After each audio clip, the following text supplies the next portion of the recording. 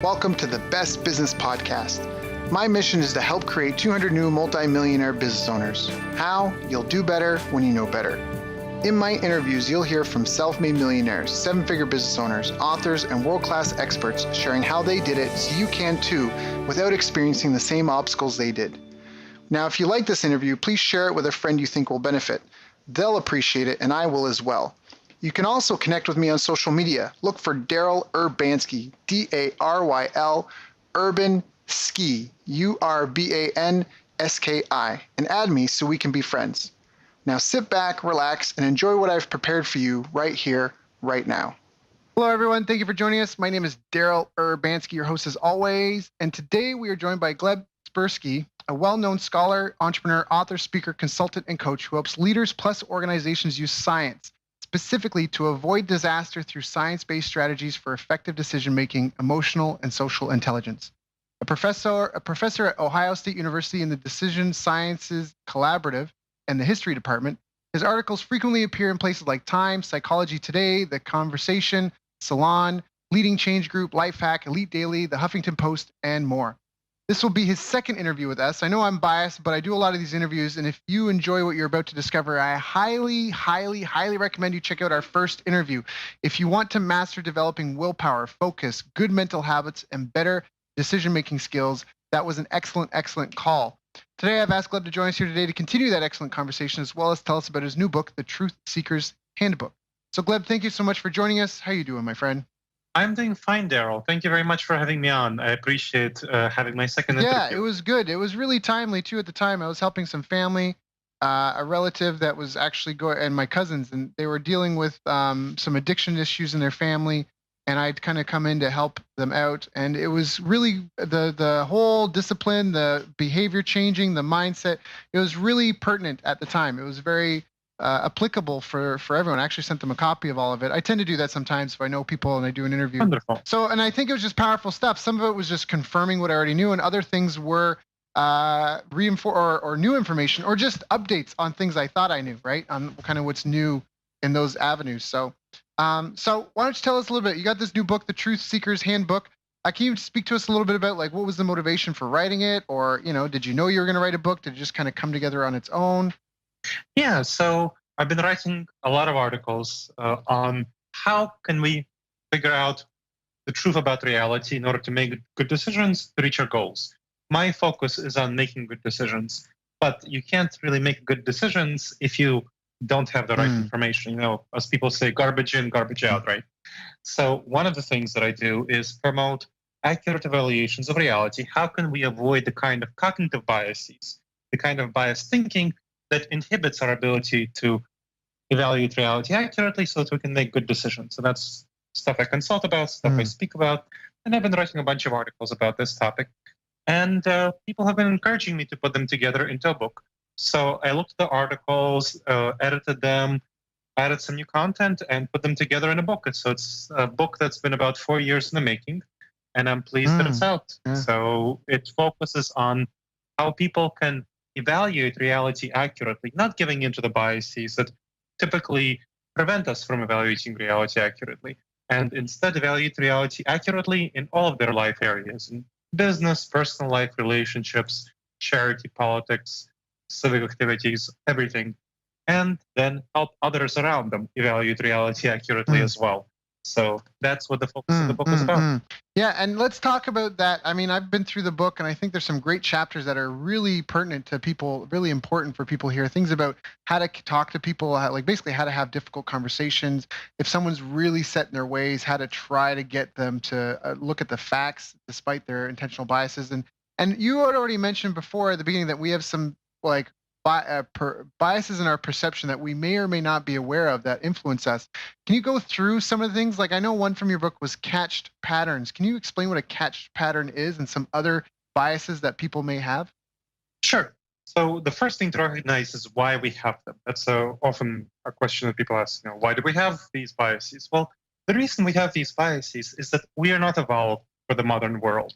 We're evolved for the savanna environment. So we have this fight or flight response. where it's, see a saber-toothed tiger, you need to flee from the saber-toothed tiger. You're not going to stand around and think, should I flee from the saber-toothed tiger? Right. We are the children of those grandchildren, grandchildren of those people who actually fled from the saber-toothed tiger.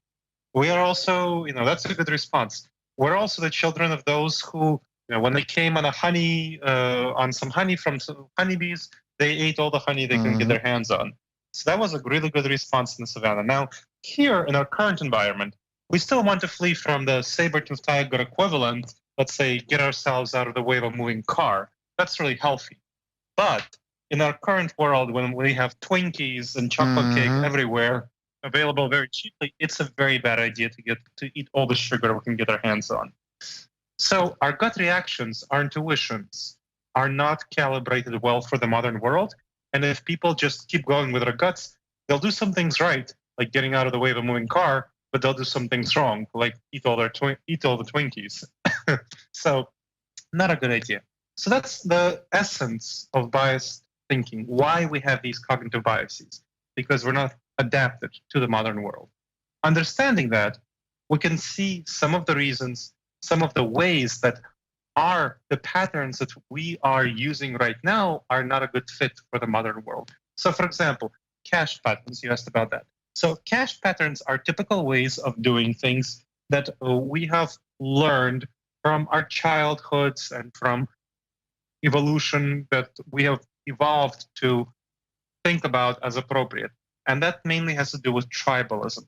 So living in small tribes, that's the savanna environment. We live in small tribes of a few dozen to maybe over 100. And that's the type of mentality that we are used to thinking within, tribal mentality.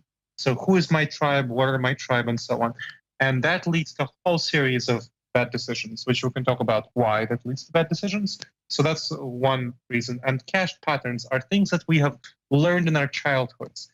So if you're, let me give an example. So my mom, whenever she relaxed, she rested, she used to eat a lot when she relaxed, just as a way of spending her time. And so I learned that from her. And now that's really harming me right now to learn to eat, to avoid eating when I'm relaxing. It's a really difficult thing if you learn that when you're a child. That's one example. Another example from when you're a child, if your family had a lot of interruption going on when people spoke, they jumped all over each other and so on, you learned to interrupt. That was the natural cash pattern for you. However, in a business environment, if you're interrupting people, that's really bad. Makes you look really bad, undermines your social credibility, your social capital. You don't want to do that. But it's really hard to get out of the cash pattern if that's something you learned early onward. So cash patterns can be a combination of evolution, what I mentioned about tribalism, or things that you learned early in your childhood that in your teenage years that are not a good fit for the current world, but you're not noticing. A lot of people who don't have as good social skills as they should, soft skills, in business environments aren't really aware of that. There's really interesting research on emotional intelligence, which is a hugely important area of skills for business.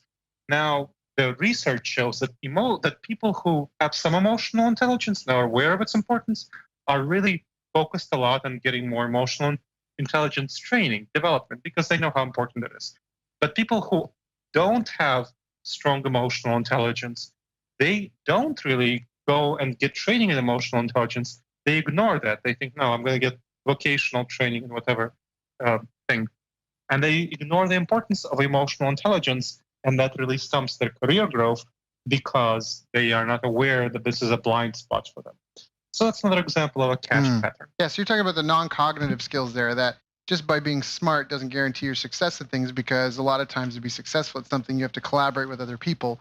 And that's where emotional intelligence or just social intelligence are tools that would really help you benefit your I was saying pursuing your cause, but just pushing your idea forward and just achieving it. I mean, we're social creatures. Not all of us work in team environments almost in every facet of our lives. I mean, this is a podcast interview, but it's still a team event between you and I. right? So that's the balance between those, right? And that's where I think a lot of the value of some of the chapters of your book, especially on like collaborating with other people and having those difficult conversations, how to communicate better in your personal and your civic life areas. I think that's a real value tool for that, because all of us, some of us may think that we're really good at it and we may think we're fantastic communicators, but if we were to be put in a lab setting and observed in different scenarios, may find out we actually really suck. And and that's the whole unconscious incompetence. You don't know what you don't know. And then of course the conscious incompetence, where you realize, and like you mentioned, the people who are aware of the importance of these non-cognitive, these emotional intelligence, these social intelligence skills, that they want to develop them more because they're conscious how incompetent they are, and they want to get to a place where they can consciously be competent, so one day they might unconsciously be competent and just naturally have great skills. And that's a level of mastery a lot of people try to strive for. So I guess to pivot this a bit, can you talk about how this impacts I mean, we already kind of mentioned it a little bit, but can you talk about how it applies in a business scenario, and maybe is there any tools that you can give people, like a couple acronyms or something that we can remember to help when we want to, go through these things and we're caught in a cash pattern or some sort of bias that's limiting us? How do we escape our limitations?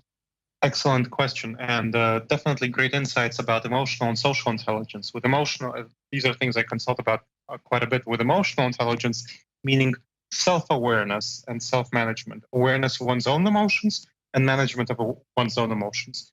And social intelligence, meaning awareness of other people's emotions and managing their emotions. So both of these things are really important for addressing the kind of biases that we would tend to see in business environments.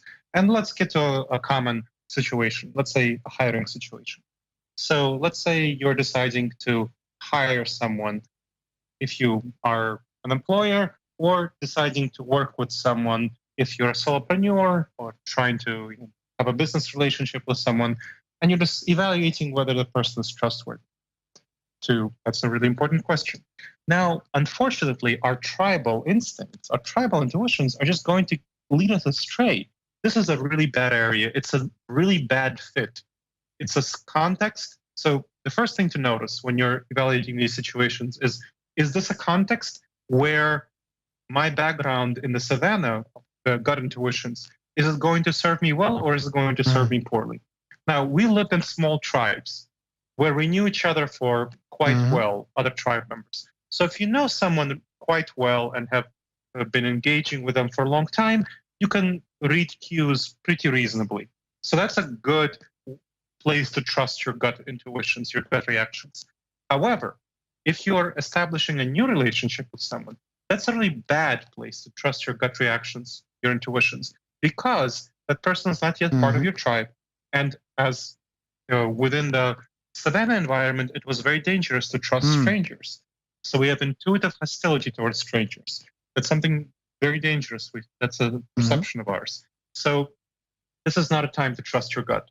And this is a time to know that your intuitions will be off. And specifically, there are two common ways they'll be off. One is called the halo effect, and the other is called the horns effect.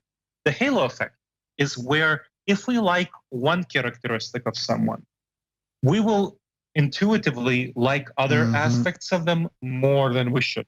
So for example, here I am in Columbus and I teach at Ohio State. And so it's Buckeyes. So I'm contractually obligated to root for the Buckeyes.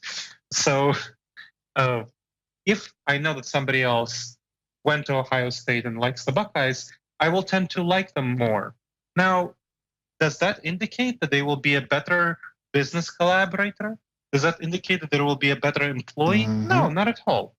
But intuitively, with my gut reactions, I will tend to overestimate their trustworthiness, their competence in any set of activities in a job. So let's say I'm employing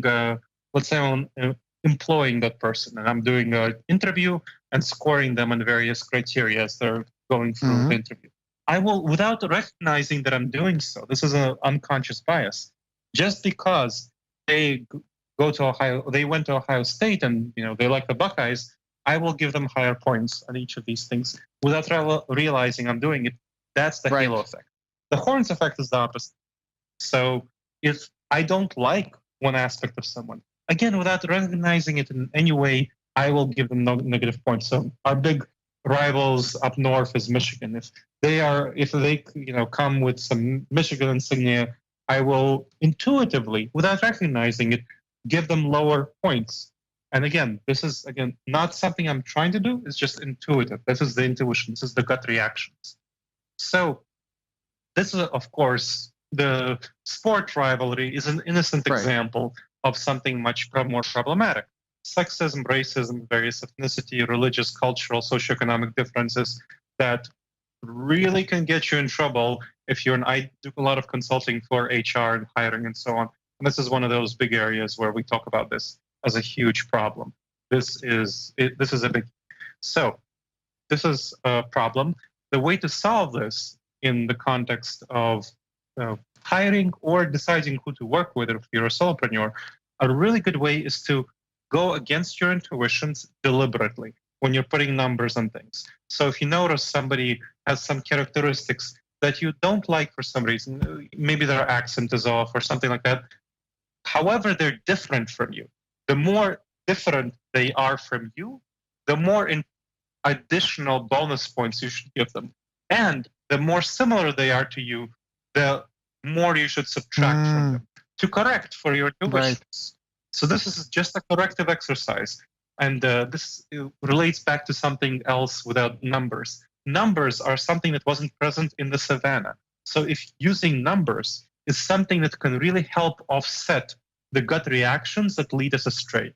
And so putting numbers on your intuitions and correcting them using bonus points, adding them or subtracting them is going to really help you make more effective decisions to reach your and I can attest to this. goals. I used to hire based doing an interview and asking some questions, and going through to make sure I'm asking the right questions and what their physical income is versus their psychic income, and and their background experiences and how they would handle scenarios. And then I started doing something when I hire people is I started having a spreadsheet where I would come up with 3 to 5 factors or criteria I thought were the most important for that role, whether it was a personality type, like they need to be judging and very analytical, or they have to be super organized, or they have to be very creative, and coming up with these 3 to 5 things that I think need to be there in order for someone to be successful. And then I would rank them and weight how important these criteria are versus other ones.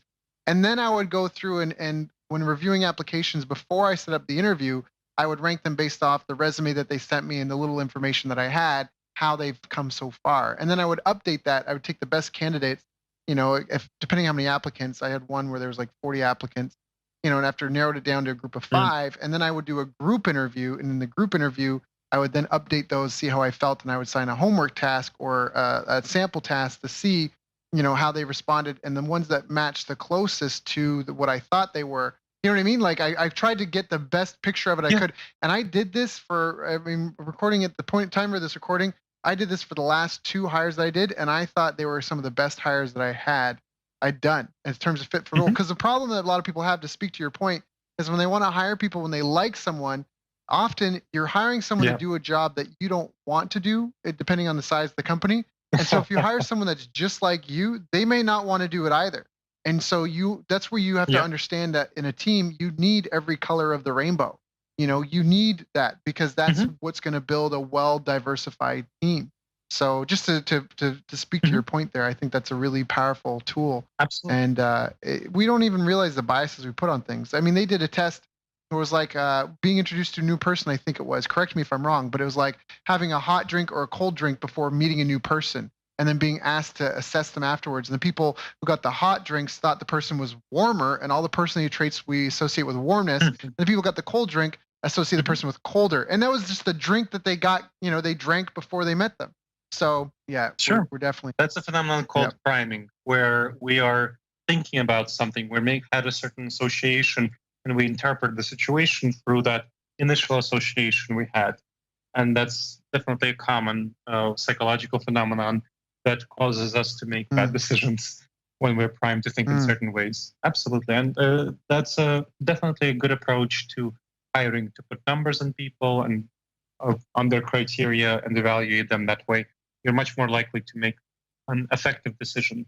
I would encourage you to also check with you if you like the people in some ways and correct it for liking and also disliking. Again, it doesn't have to be clear liking or disliking. It's just more difference or less difference. If I notice I prefer similar. someone, maybe tone down their scores a little bit by a point or two. Yeah. Because exactly, because otherwise you intuitively, without recognizing it, you will still give them more points than they deserve. That's just what the research fair enough. So I've got a couple other things I want to talk about. One is, again, in dealing with other people, there's a work scenario. There's someone that you're tied to working with them and they just don't see it. Now, I used to do something, but it was very primitive compared to maybe some of the tools you have. I read about this in a book and I started doing it. And it was in a work scenario. I was working with a client 80% of my time for about 8 months. And I would always have a piece of paper in my pocket that said, what if they're right? And that was because, and often I know what's best. What are you talking about? I know what I'm doing. That's why I'm here, And so in the question I want to ask is just some tools or coping mechanisms for anyone that's in that. They're in a close quarter scenario with someone, either tensions might be high or they're feeling really triggered and charged. And there's there's an elephant in the room, so to speak, or there's an issue. How do they evaluate that clearly? Sure. So there are two kind of things you want to think about, two scenarios that we can do, that we can deal with. One is whether when you're not confident about reality, like really super confident that this is the accurate thing that's going on, then you want to pursue a practice called collaborative truth seeking. So that's one phenomenon. The other approach is when you're you're really confident that something's appropriate and accurate, but the other person seems to clearly deny reality. So let's go through that first. This is actually quite a bit more common than you might think happens. There is a 4-year study by Leadership IQ which found that about 23% of CEOs who get fired did so for denying reality. Basically, the boards of organizations forced out these CEOs because they refused to recognize negative facts about the organization's performance. Now, if the boards would say that, hey, if the CEO was actually recognizing the reality and taking steps to address the situation, that would be great. That would be fine. Not great, but fine. But the problem is these CEOs who were forced out, they just weren't acknowledging this negative situation. And there are lots of reasons why that happens. A common reason is that I've seen a number of CEOs is that they tend to think that just because they're super awesome, the company must be doing really well under them. And so it's a kind of a real blindness, a deep blind spot that they think just because they're talented and they think themselves as talented, therefore things can't go wrong. So again, not true, not the case. The really great people, great CEOs are ones who can recognize negative reality, negative facts about the organization's performance and turn things around. So, but this denialism spreads and is omnipresent throughout lots of organizations, lots of venues, from solopreneurs to small businesses to middle managers to CEOs.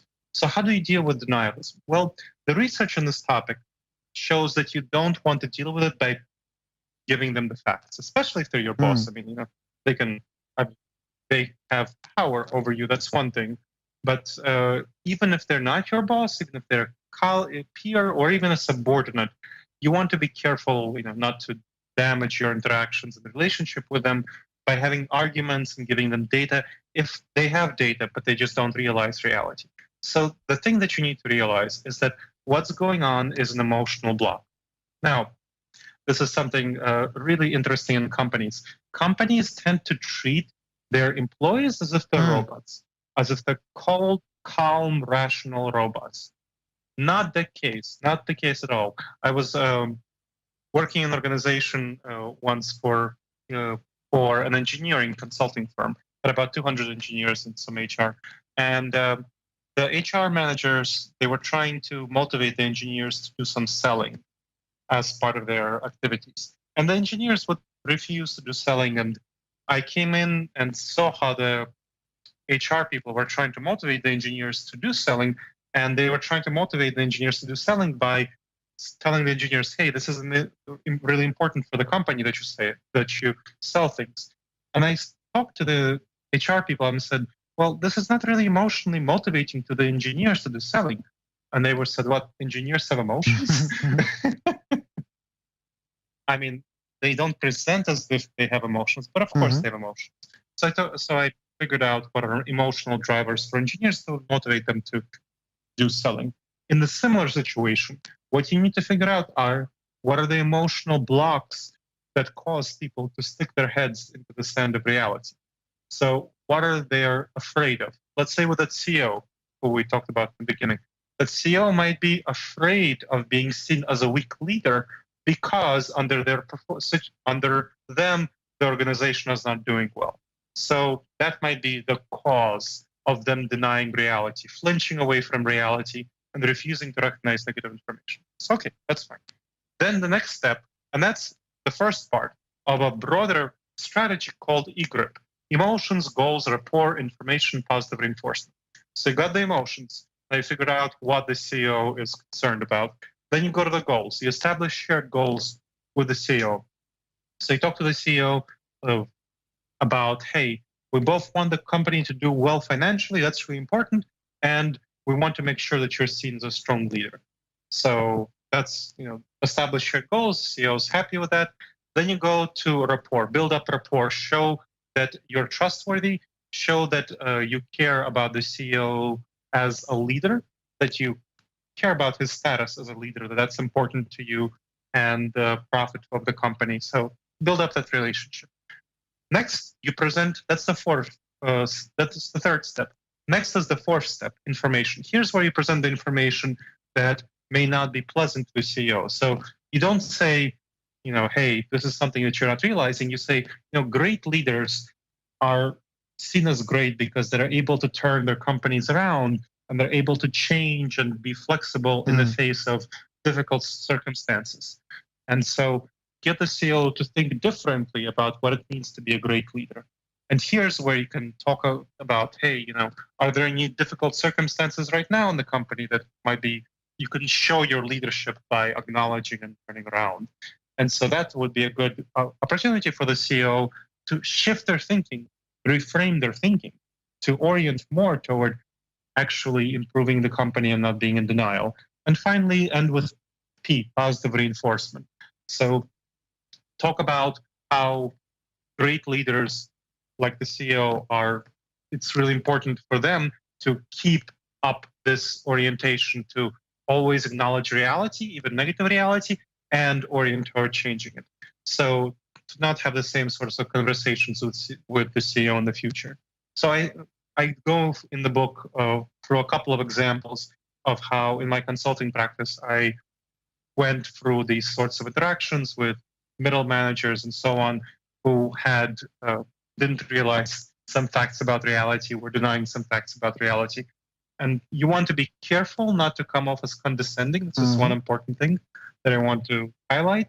And you want to make sure that you have all the data available to you as you make these decisions about how to approach these people in managerial positions. So can we make this, can we apply this to a real world scenario? Because I have, for example, it's funny you mentioned this. I have a client right now and he's very addicted to doing. He's misunderstanding busyness with productivity. And it's intense. Like it's an intense thing.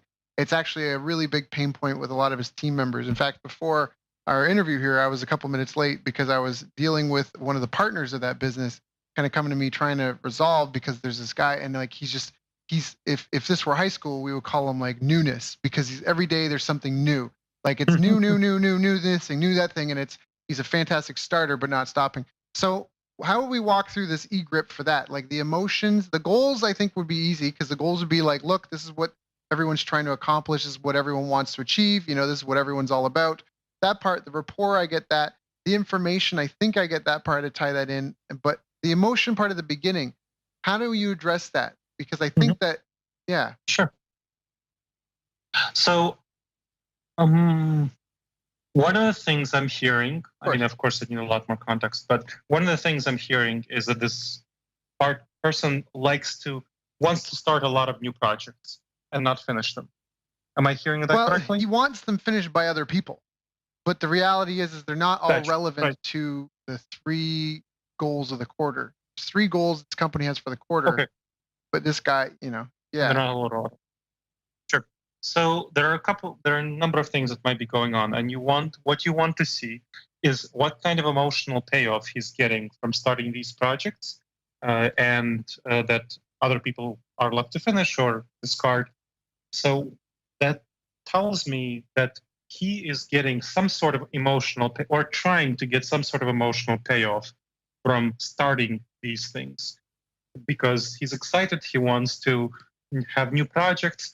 There's a certain personality type, and this actually aligns in some ways with my personality type, of people who are intuitively optimistic and risk blind, who like to generate ideas, brainstorm, be creative, and they don't see the problems with their creativity and how this creativity doesn't necessarily align with the broader strategy and organization of the project.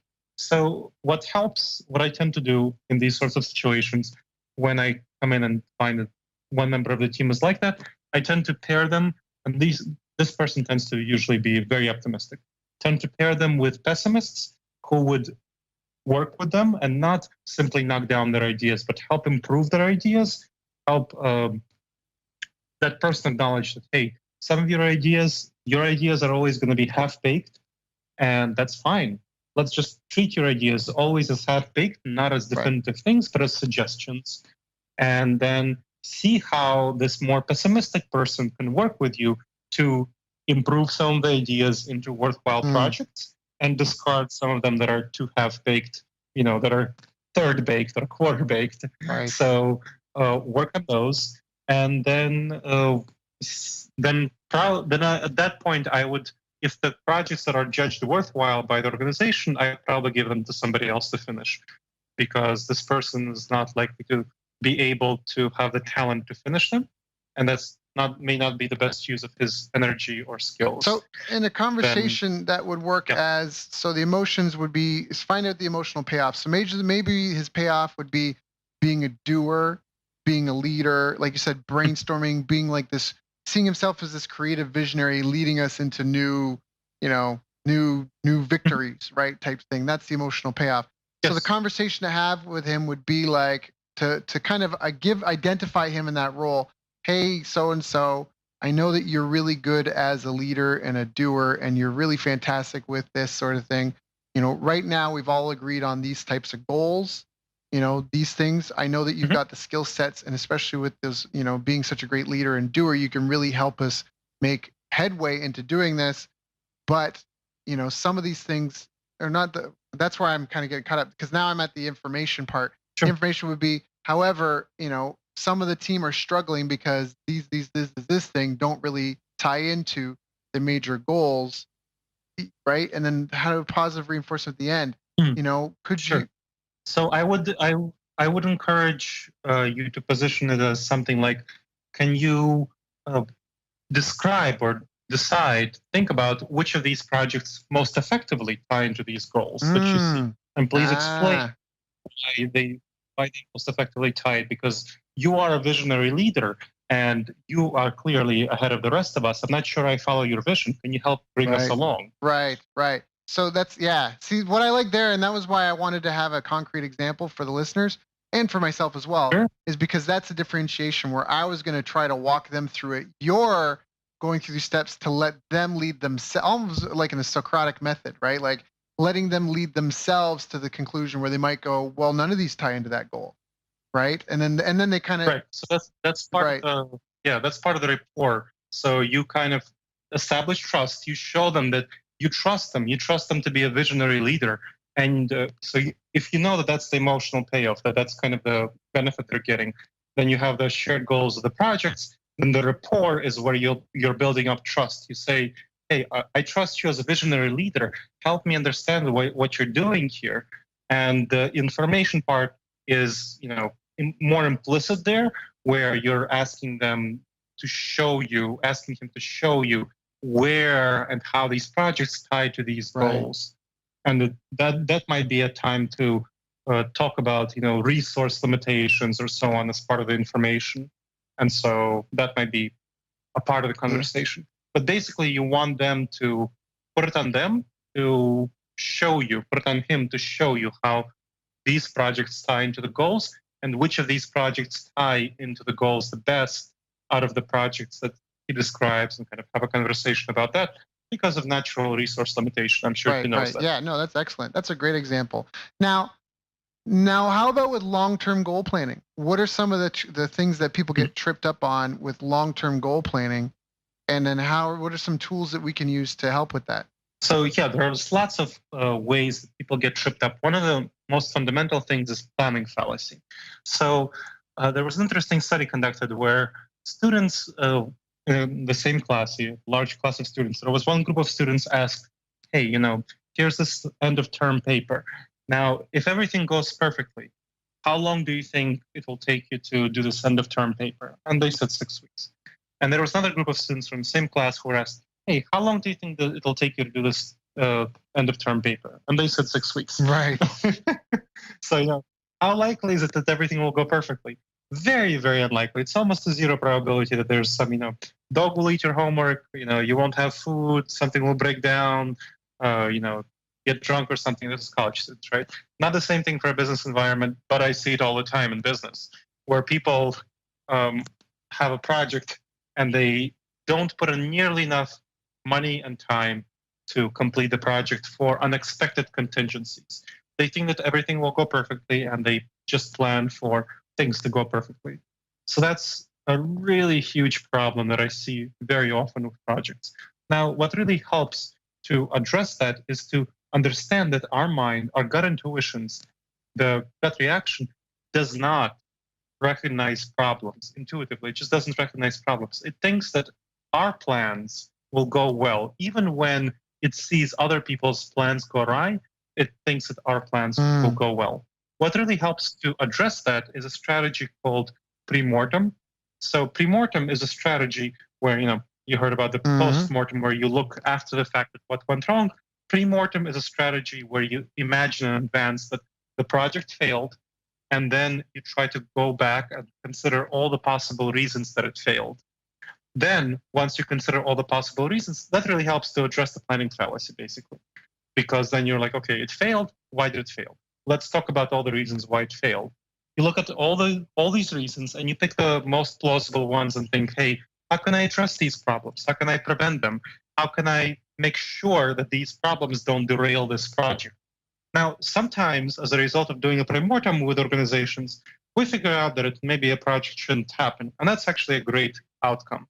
Sometimes, the product shouldn't be launched. You're not ready for it. You might be ready later, but it takes some more time to get ready, to put in things in place that you need to prepare for before you have the project launched. That's a really good strategy. That's a really good outcome. And sometimes you might not want to do the project at all. And that's a surprisingly good outcome if you decide that you don't want to do the project at all. People underestimate the importance and value of the outcome of choosing not to do a project. So just be very clear. That's a really important and positive outcome sometimes. But yes, when you do a pre-mortem, that can really help you address a lot of problems. And what else? That's the thing that I remember I did a workshop on project management and creating Gantt charts. And that's that whole risk assessment thing. It's really powerful because, like you say, you come up with why might this project not, why it failed, why were the reasons why it failed, make a list of those, and then be like, all right, well, what are we going to do to make sure that this doesn't happen? Or what are we going to do as soon as we feel this is happening? And then it also lets you adjust your time schedule for how long things will take, and have those plans in place. And like you say, it's a hard thing to do. It's a really hard thing to do. And I know we're, especially this day and age, we're in such a world of self-gratification. But people don't appreciate the time they're walking down the street and they turn left instead of right, so they didn't get hit by a car. It's hard to appreciate the bullets that were shot at you that didn't hit, because they didn't hit you for you to really, to feel that pain. And so, like what you say, if you go through this and you're like, it failed, instead of just hoping for the best, like go through the project. Why might it fail?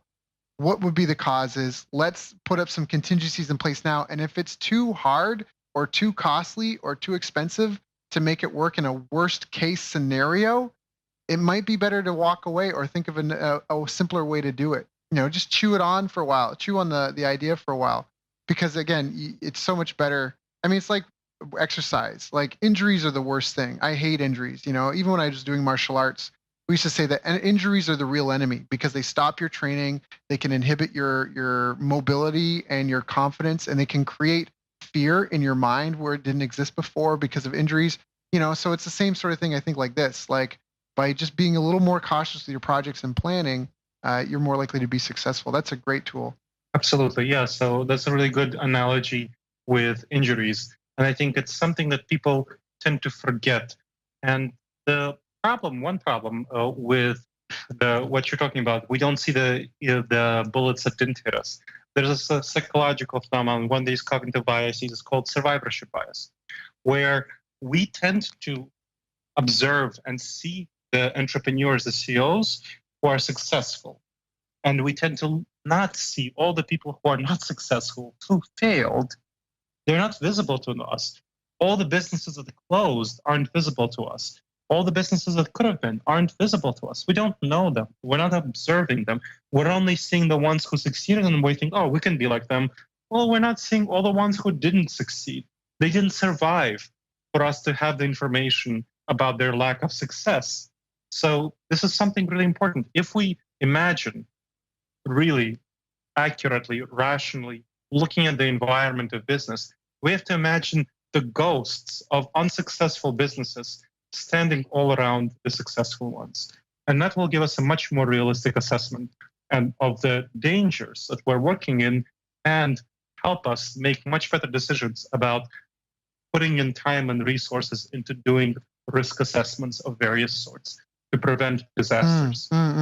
Well said. Very well said. So you've given us some great tools in just acknowledging our own biases and helping make smarter decisions. And maybe people might feel like it's a lot to go through. Like we talked about the hiring plan. So you might not do it for all things, but if you're going to buy a house, if you're going to buy a car, if you're going to buy a staff member, like hire someone, take on an important, potentially a heavy weighted decision that has long-term implications and consequences. Maybe these are some tools that you may want to consider thinking of using. Like we discussed, we talked about it in a situation of hiring someone. It could be applied to anything, taking on a new partner for your business, anything such as that. We also talked about how to communicate when there's a breakdown in communication and either we are the one with the cognitive bias or we're the one that's got some sort of that have shut down or are refusing to acknowledge reality, or if there's someone else that's not accepting reality as it were. And then we also talked about planning and project management and some tools to help us be more successful with our plans and our goals. Is there anything that I didn't ask you that I should have asked you about? No, I think that was great. And one thing I would add is that while the things that we've talked about, the decision making is wiki decisions. If you go for the book, The Truth Seeker's Handbook, a science-based guide, thing is you pick up mental motions that can help you in any sort of situation. You can make quick decisions. Do I buy that desk or do I not buy the desk? If you learn the mental motions behind the more complex decision making, you can very quickly think, what are the criteria I'm looking for in a desk? You don't just go with, this desk looks nice. You think, okay, here are the three criteria. Here are which of these is more important, which of these is the least important. Let me rate the desks here in the store on these three criteria and evaluate very quickly which desk I want for my office. Yeah. Very easy. And especially quick. We didn't talk about it all, but you mentioned like the elephant versus the elephant rider. And I think helping people understanding kind of how their mind operates, that a large percent of your brain is just an emotional kind of reacting thing. And then there's a small part of it that kind of helps steer and control and is more rational and analytical. And you might be able to assess if you're in a situation. If you're in a situation, this is often common at conferences and such, where they try to create a buyer frenzy. Are you caught up in the moment? Are you being taken for a ride by the elephant, or are you driving the elephant where you want it to go? And so you'll find some tips in the book as well on that and how to recognize those moments that you're in and differentiate between the two. Absolutely. And that's one of the really important things, that conferences didn't exist in the savannah environment. Right. Yeah. Yep. So this is a time anytime you're in an environment that's not like the savannah environment, it's time to be more cautious and not trust your gut. Because you never even know when people might be using these against you. I've been to conferences where I know they were about to make a large dollar offer, like multi-$1,000 offer from the front of the stage. And I went to a few of this gentleman's conferences, and I noticed a pattern that every time before he made the pitch for this thing, the temperature in the room would drop to below comfortable. And it was because once he made the command to go, if you're interested, to the back of the room and fill it up, nobody wants to be in the room because everybody's frozen. So everybody stands up, which creates, right? It triggers the people that were already on the fence, creates a scarcity, an impression of scarcity. I mean, there's ways people use this stuff against you that you aren't even aware of. It really is, whether they're con men or whether they're just legitimate business people that are just helping you overcome yourself. You know, a lot of this is, in some ways, that's also necessary. I mean, that's part of selling, is helping people overcome their own mental biases to come to a rational decision that your product or service is what they need and will help them, and that they're really stuck in a fear mindset right now, or a scarcity mindset. Sometimes that happens. Someone's income gets cut by half, and suddenly they're in this scarcity mindset, and so they're kind of clawing at straws everywhere they can, and they're really sensitive to anything that maybe they wouldn't be if they weren't in that sort of scenario. So definitely check out the book. You can find this book, The Truth Seeker's Handbook, and others at Gleb Tspursky. Forgive me if I didn't pronounce that right. GLEB TSIPURSKY.com. Once again, that is Gleb TSIPURSKY.com. Or I'm assuming, are you on all the other channels like Amazon and all that stuff? Yeah. Perfect. Yes. Yep. Absolutely. You can find the Truth Seeker's Handbook, a science-based guide on Amazon, as well as on my Perfect. website. There you go. So check those out, Gleb. Thank you again. It's always super informative and very practical and real world, has real world implications and applications. I think it's fantastic. If anybody enjoyed this call, you definitely want to listen to our previous interview we did. It's on a different vein, but similar topic, and full like this, full of really good, actionable, applicable things that can help make your life and your business run better. So Gleb, thank you so much for joining us, my friend. It's always an honor and a pleasure. I appreciate you, and thank you for coming and sharing with my audience. Thank you so much, Daryl. It's always a pleasure to be on with you as well. You've reached the end of our interview. Now, first, let me thank you for listening. I appreciate and respect you more than you'll ever know. And now I'd like to ask you a couple of questions. First, what 3 lessons did you just learn? What 3 aha moments just jumped out at you? Second, what can you implement for yourself and your business in the next 24 hours? Third, what can you give to someone else to help you with, or give to them to just do it for you? Whatever it is, remember, taking action is the secret sauce to results.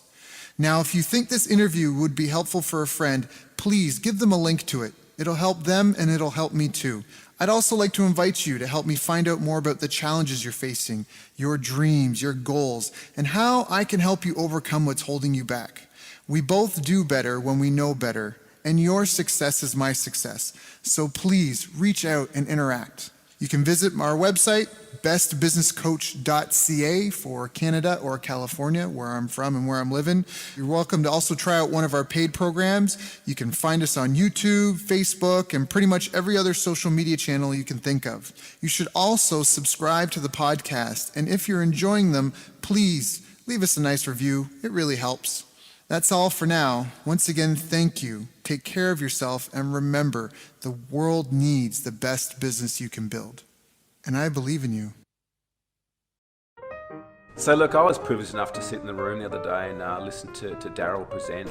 I had the great fortune to spend some time with Daryl Abrinsky during this week, and we had an incredible 2.5-hour presentation from Daryl. Daryl was amazing. I got so many little nuggets of wisdom. I hadn't heard Daryl speak before, but what struck me from his presentation was He's one of these hidden masters in the internet marketing world who's worked on some pretty incredible launches. Daryl has a ridiculous amount of knowledge. Daryl Abrinsky's presentation was absolutely great. I really loved an incredible knowledge of numbers.